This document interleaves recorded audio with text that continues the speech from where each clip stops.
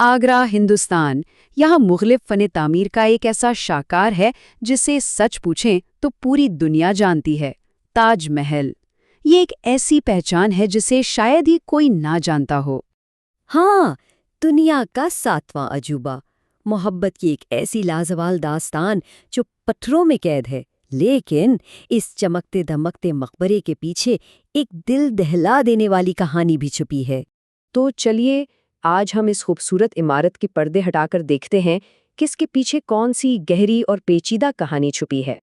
یہ کہانی صرف پتھروں اور سنگ مرمر کی نہیں ہے، نہیں، یہ کہانی ہے ایک انسانی جذبے کی، ایک ایسی محبت کی جس نے تاریخ بدل دی، اور اس کا آغاز ہوتا ہے 1607 میں ایک نوجوان شہزادے کے ساتھ جس کا نام تھا خرم۔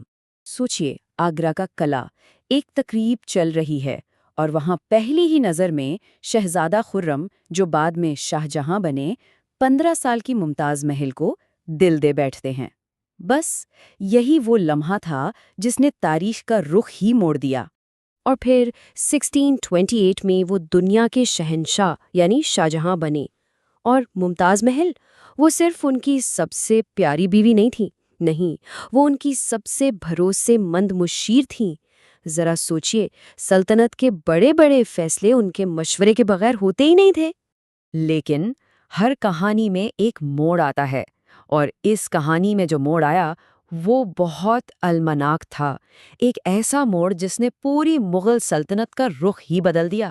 سال تھا 1631۔ شاہ جہاں ایک کامیاب فوجی مہم سے لوٹ رہے تھے، لیکن قسمت کو کچھ اور ہی منظور تھا۔ فتح کی خوشی اچانک ماتم میں بدل گئی جب شاہ جہاں نے اپنی سب سے قیمتی چیز، اپنی بیوی ممتاز محل کو ہمیشہ کے لیے کھو دیا۔ اور جاتے جاتے ممتاز محل نے شاہ جہاں سے صرف ایک خواہش کی، ایک وعدہ لیا۔ وہ چاہتی تھیں کہ ان کی قبر دنیا کے سب سے خوبصورت مقبرے کے اندر ہو، اور بس یہی خواہش شاہ جہاں کی زندگی کا مقصد بن گئی۔ شاہ جہاں پر اس کا کیا اثر ہوا؟ ان کا غم اتنا گہرا تھا، اتنا گہرا کہ انہوں نے خود کو دنیا سے بالکل الگ کر لیا۔ لیکن یہی غم، یہی ٹوٹا ہوا دل اس عظیم الشان کام کے پیچھے سب سے بڑی طاقت بننے والا تھا۔ تو اب سوال یہ تھا کہ اس وعدے کو پورا کیسے کیا جائے؟ یہ کوئی معمولی کام نہیں تھا، بلکہ ایک ناممکن نظر آنے والا خواب تھا۔ چلیے دیکھتے ہیں کہ یہ چیلنج کتنا بڑا اور کتنا ناقابل یقین تھا۔ یہ کوئی عام عمارت نہیں بن رہی تھی۔ اس خواب کو سچ کرنے کے لیے پوری مغل سلطنت سے 20,000، جی ہاں 20,000 بہترین مزدور، سنگ تراش اور کاریگر آگرہ میں اکٹھے کیے گئے۔ اور وقت کتنا لگا؟ 1 یا 2 سال نہیں، بلکہ پورے 22 سال۔ سوچئے، 2 دہائیوں سے زیادہ کا عرصہ صرف ایک عمارت کو مکمل کرنے میں۔ یہ تھی محنت اور لگن۔ اور خرچ؟ اگر آج کے حساب سے دیکھیں تو تاج محل کی قیمت $1 ارب سے بھی زیادہ بنتی ہے۔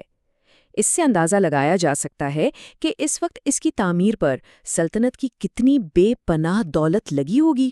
لیکن سب سے بڑا چیلنج پیسہ یا کاریگر نہیں تھے۔ اصل مسئلہ تھا دریائے جمنا کے کنارے کی نرم زمین۔ اتنی بھاری عمارت وہاں کیسے کھڑی ہوتی؟ مگر مغل انجینئرز نے اس کا بھی ایک شاندار حل نکالا، ایک ایسی بنیاد رکھی جو آج صدیوں بعد بھی اپنی جگہ پر قائم ہے۔ صرف بنیاد ہی نہیں، اس عمارت کے ڈیزائن میں بھی کئی راز چھپے ہیں، ایسی چھوٹی چھوٹی لیکن بہت ذہین چیزیں جو تاج محل کو صرف ایک خوبصورت عمارت نہیں بلکہ فن تعمیر کا ایک معجزہ بناتی ہیں۔ مثلاً، کیا کسی کو معلوم ہے کہ اس کے چاروں مینار بالکل سیدھے نہیں ہیں؟ جی، انہیں جان بوجھ کر ہلکا سا باہر کی طرف جھکایا گیا ہے۔ اب یہ صرف خوبصورتی کے لیے نہیں ہے، اس کے پیچھے ایک کمال کی سوچ تھی۔ وہ یہ کہ اگر کبھی کوئی شدید زلزلہ آئے بھی تو یہ مینار باہر کی طرف گریں گے اور مرکزی گنبد ہمیشہ محفوظ رہے گا۔ کمال ہے نا؟ پھر اس کی دیواروں کو دیکھیں، ان پر جو سجاوٹ ہے وہ پترا دیورا کہلاتی ہے۔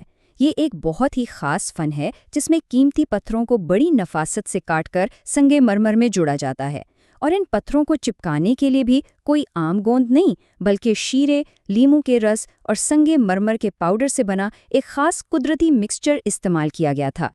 اور ایک اور جادوئی بات، تاج محل دن میں کئی بار اپنا رنگ بدلتا ہے۔ جی ہاں، صبح کے وقت الگ، دوپہر میں بالکل سفید اور شام کو سنہرا۔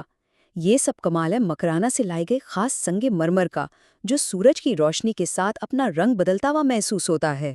لیکن اس پوری کہانی کا انجام بہت المناک ہے۔ اب ہم شاہجہاں کی زندگی کے آخری باب کی طرف چلتے ہیں، ایک ایسا باب جہاں محبت کی یہ عظیم یادگار ایک خراج تحسین تو تھی، مگر ساتھ ہی ایک قید خانے کی کھڑکی سے نظر آنے والا منظر بھی بن گئی۔ دیکھیں، شاہ جہاں کا یہ جنون جو ان کے غم سے پیدا ہوا تھا، اس کی قیمت بہت بھاری پڑی۔ تاج محل پر سلطنت کا سارا دھیان اور پیسہ لگ گیا، اور نتیجہ یہ نکلا کہ شاہی خزانہ خالی ہونے لگا اور اتنی بڑی مغل سلطنت کمزور پڑنے لگی۔ اور پھر جو ہوا وہ تاریخ کا ایک تلخ باب ہے۔ 1658 میں ان کے اپنے ہی بیٹے نے انہیں تخت سے ہٹا دیا اور آگرے کے قلعے میں قید کر دیا۔ ذرا سوچئے، اپنی زندگی کے سب سے بڑے شاہکار کی تکمیل کے صرف 4 سال بعد شہنشاہ کے پاس اپنا تخت بھی نہیں رہا۔ اس قید میں ان کی واحد تسلی کیا تھی؟ صرف ایک کھڑکی جس سے تاج محل نظر آتا تھا۔ اپنی زندگی کے آخری 8 سال انہوں نے اسی قلعے میں قید رہ کر گزار دیے، اور وہ بس اپنی محبوب بیوی کے مقبرے کو دور سے تکتے رہتے تھے۔ 8 سال کی اس قید کے بعد ان کا انتقال ہو گیا، اور آخرکار موت نے انہیں ان کی محبت سے دوبارہ ملا دیا۔ انہیں بھی ممتاز محل کے پہلو میں اسی مقبرے میں دفن کیا گیا جو انہوں نے صرف انہی کے لیے بنایا تھا۔ تو آخر میں سوال وہی رہتا ہے کہ تاج محل کو کیا کہا جائے؟ محبت کو دیا جانے والا دنیا کا سب سے بڑا خراج تحسین، یا پھر ایک ایسی خوبصورت کہانی جو ہمیں عبرت بھی دیتی ہے؟ شاید یہ دونوں ہی ہے۔ اس کی میراث بہت پیچیدہ ہے، اور یہ ہمیں سوچنے پر مجبور کرتی ہے کہ محبت، خوبصورتی اور جنون کی قیمت کیا ہو سکتی ہے۔